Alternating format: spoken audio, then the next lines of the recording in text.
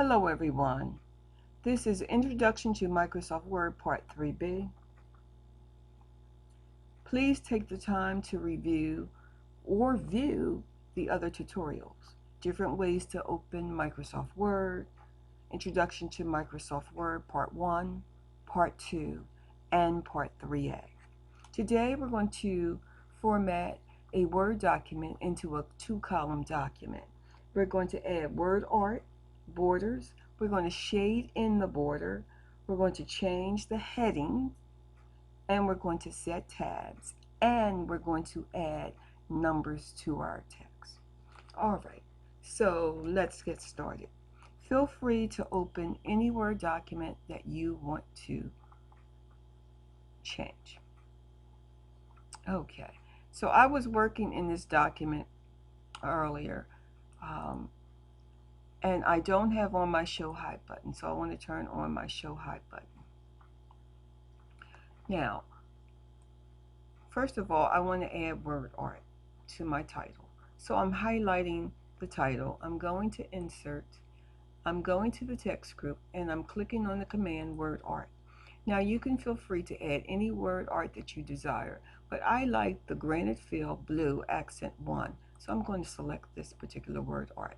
Now I want to make sure that this font in this word art is at 40 font size. So I'm clicking on the Home tab, and I'm going to grow the font because I see the font is 36. I'm going to grow the font to 40. Okay.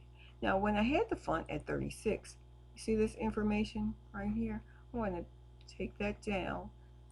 So I want to grow this font to 40 because I don't want corporate overview to be on the side of the margin. All right. So I'm going to highlight the first paragraph because I want to add a border. So I'm going to go to the paragraph group, and I'm going to click on bottom border command, and I'm going down to borders and shading.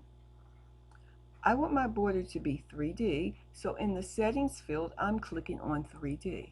I want my style to be a 2-line style, so you click on any 2-line style you see, and the width I want it to be 3/4 of a point. I want shading inside of this border, so I'm going to click the fill no color drop down arrow, and I'm going to select blue accent 1 lighter 80%, and I'm clicking OK. If I click out into the white area, you see that the first paragraph has a border around it, and it is filled in with light blue. Okay, I want to change the headings. So I'm highlighting the heading. You can see in the styles group this heading is normal. We have heading 1, heading 2, and heading 3. But I want to select heading 1 because that's the heading that I like. And I want all of my headings to be the same. So I'm going to go to the clipboard group, and I'm going to double click Format Painter. That turns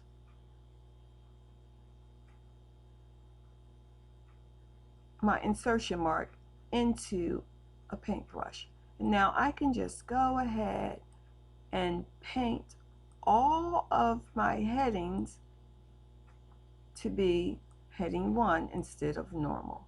Now this is a 2-page document, so I'm going to go straight down and make sure that all of my headings are formatted the same.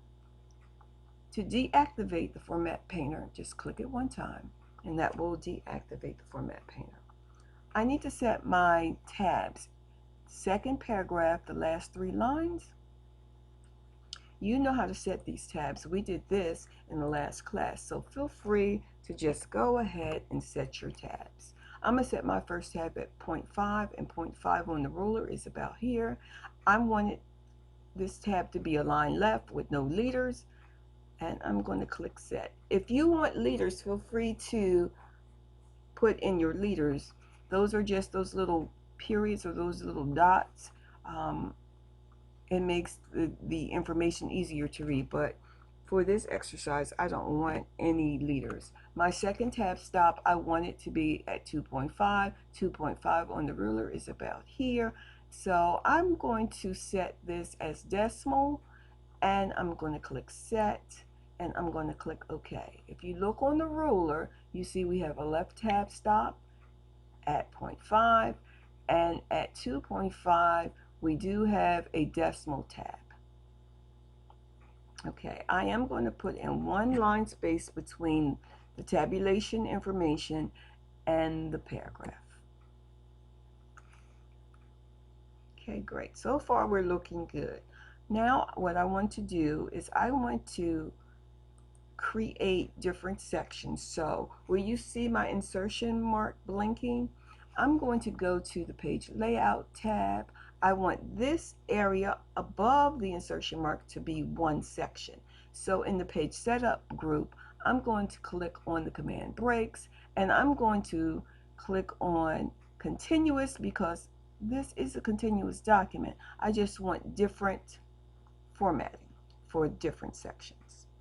Right after my tabulation, I want another section.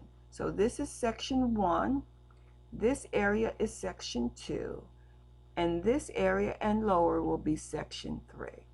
So I'm going to the page setup group, and I'm clicking on the breaks command, and I'm clicking on continuous, and you see this says section break, and this says section break. So we have 1, 2, 3 sections in this one document. In this area down, this area where you see my insertion mark blinking, all the way down, I want this area to be 2 columns. So I'm going to page setup group, I'm clicking on the command columns, and I'm clicking on 2. And you see we have 2 columns. I'm scrolling all the way down to the end of my document, and I have some information that says following steps, and it has some steps. So I want this to be numbered. So I'm going to my home tab, and I'm going to my paragraph group, and I'm clicking on the command numbering.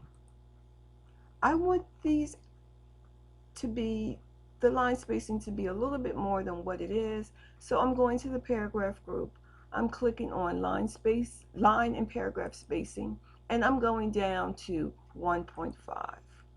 I'm clicking out so you can see that we do have some line spacing here.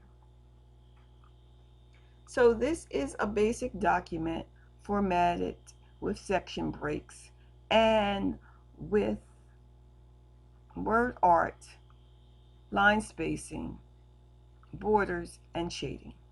You can add a picture if you like. I hope this was helpful. Please subscribe and leave your comments. Thank you, and have a great day.